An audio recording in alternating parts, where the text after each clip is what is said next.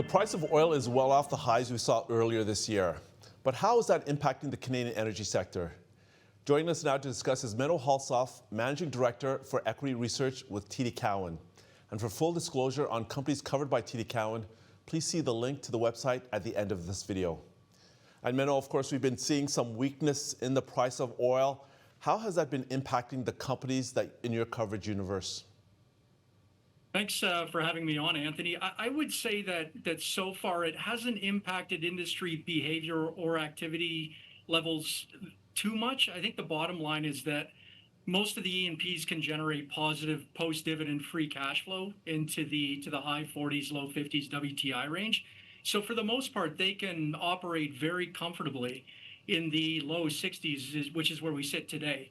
I think it's also important to note that the heavy differential following the ramp up of Trans Mountain expansion remains very tight at roughly $12 a barrel. So while WTI prices have been trending lower, heavy oil is performing well on a relative basis. And of course, that matters because heavy oil would account for about 55% of Canadian oil production. In terms of the outlook for 2026, most companies will be issuing guidance in December, and they are already, by all accounts, working through that exercise internally. And if we look at the strip into next year and beyond, the WTI curve is actually relatively flat, depending on the day. And while Western Canadian pipeline takeaway capacity likely won't be constrained for the foreseeable future, we hope there may come a time where it is once again. And against that backdrop, I would expect most companies to remain pretty conservative here. So we're expecting 2026 spending to be relatively flat to even slightly down versus 2025 for most of the large caps, with low single-digit production growth. And then the final consideration here, and this is a point that needs to be reiterated, when you think about balance sheet leverage, those metrics continue to track very low. I mean, certainly the lowest I've ever seen them. So the vast majority of my coverage has tons of financial flexibility should WTI trend down into the mid-50s or even lower. All right, it's a good backdrop. Now, Prime Minister Carney has touted Canada as an energy superpower and has a highly anticipated budget coming out in November. What will be the things you'll be watching for closely? Yeah, so I think and I'm going to put a large cap lens on this. I think the big question for the large caps is whether the budget will include pathways and a new pipeline expansion in what we're calling the sort of the second bucket or the second tier of fast-tracked major projects. And having spoken to a lot of the major players, the expectation is that they probably will be. Clearly, having the feds commit to fast-tracking a new pipeline expansion would be viewed as positive by industry. But as you probably know, there is a wide range of views out there as to whether construction of a new pipeline is something that Canada needs. So even with a formal fast-tracking commitment from the feds, there are many, many hoops to jump through to have this become a reality. And, just to give you an example, like I recently heard an industry executive describe the mood as one of skeptical optimism, which I think is a perfect descriptor for the current dynamic out here. Just moving on to pathways, now we're moving on to carbon capture and storage. It sounds like things continue to progress both with respect to the negotiation of the terms with various levels of government and moving the project forward in the background as well. Their work does continue to progress, which not everybody appreciates.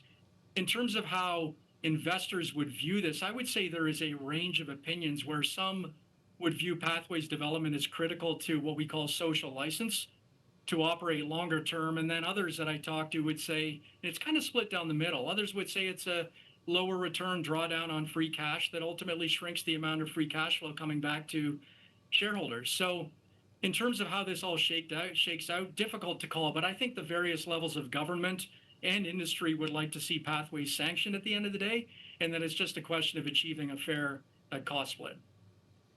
And as you know, capital spending in this sector is critical going forward. Are you seeing any international investors? Are they starting to take more interest in the space again?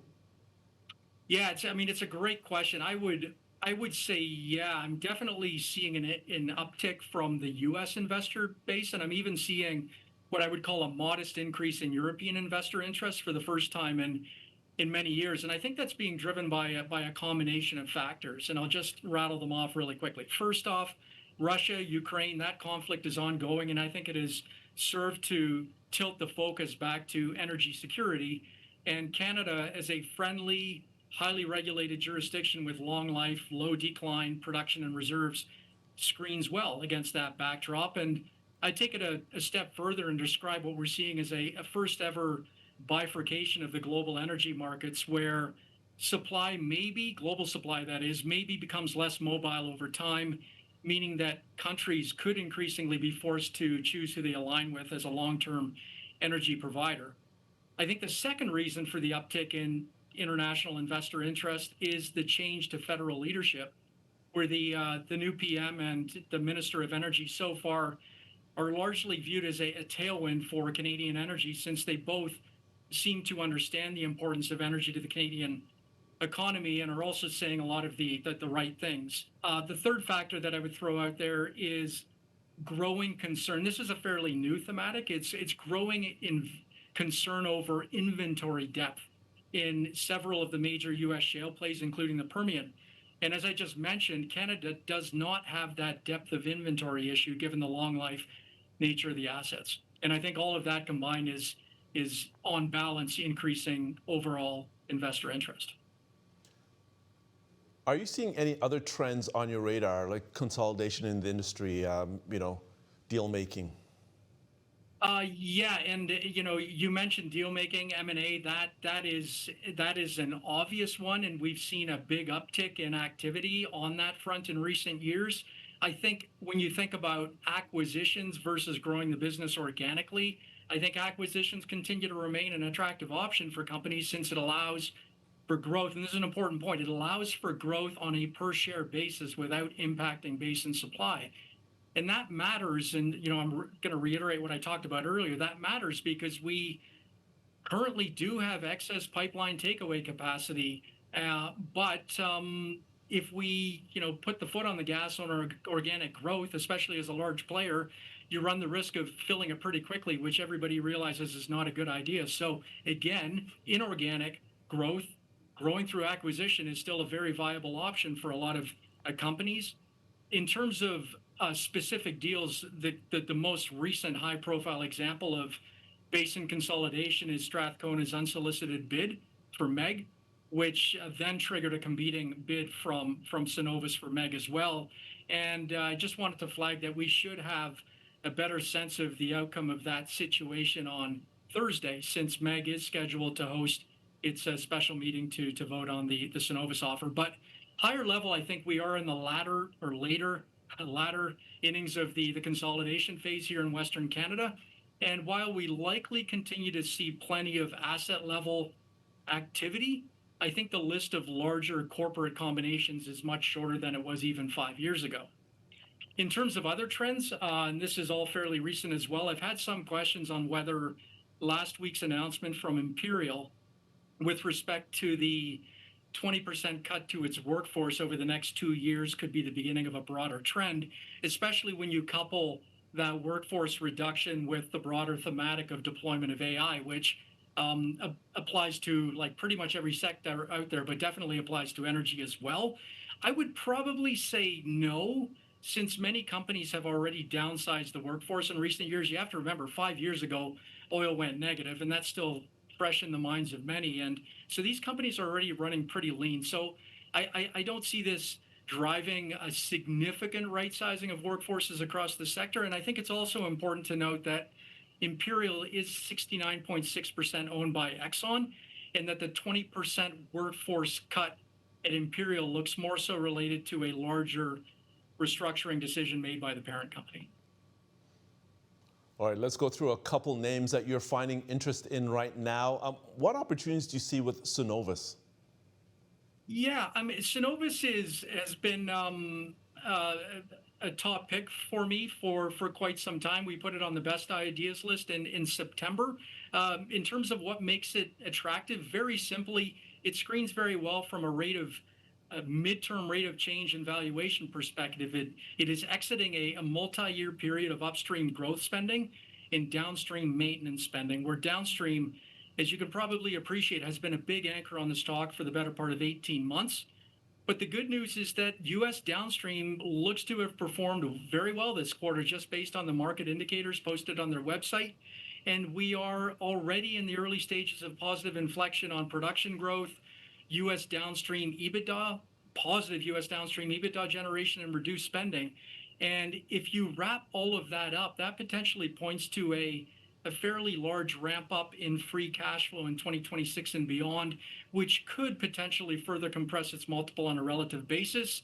If you pull up the chart on that, the stock has had a good run since April and has somewhat closed the valuation gap versus peers, but my math would suggest that the gap has the potential to narrow further, contingent on solid execution from the company.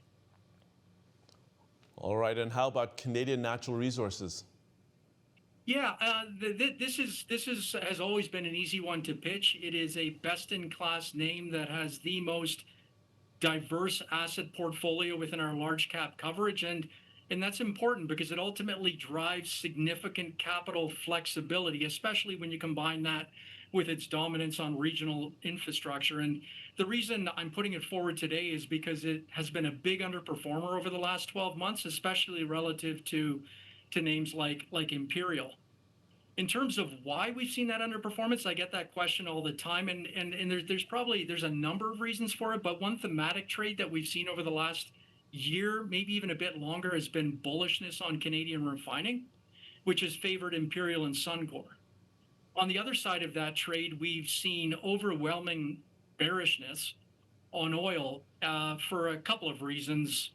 The obvious ones being global oversupply concerns and even demand concerns, given ongoing global tariff disputes. And on balance, I think that combination has probably hurt Canadian Natural from a funds flow perspective. But at the current share price, I think you're getting, as I talked about earlier, best-in-class producer at a very reasonable valuation and a 5.2% dividend yield, which is all the more notable since it is a dividend aristocrat. And then finally, just putting a more near-term lens on the company, I would note that it will be hosting an investor day in early November in Toronto, and that is going to be its first major investor day since 2022. So hopefully we'll see some positive updates coming out of that event as well. All right, when you look at those two companies, what are some of the potential risks that you see to your target prices on those stocks? Well, I think for Cenovus, it's just a function of execution. I think they have a very clear track over the next year in terms of what they can achieve, and I think the first piece of that we'll see this quarter with a move from negative U.S. downstream EBITDA generation to positive. That's the first time we'll see it since Q2 of last year. And then they've got this very deep portfolio of growth projects that they are in the very early stages of ramping up. If they can deliver on all of that, I think that is going to serve the company well from a funds flow perspective. Canadian Natural, the execution has actually been very, notwithstanding the underperformance over the course of the last year, the execution has been very good. I think it has been fallen victim to sort of broader thematic trends, which I talked about earlier, and maybe a relative lack of catalyst. But I think if you can be patient with this one, I think there's quite a bit of relative upside.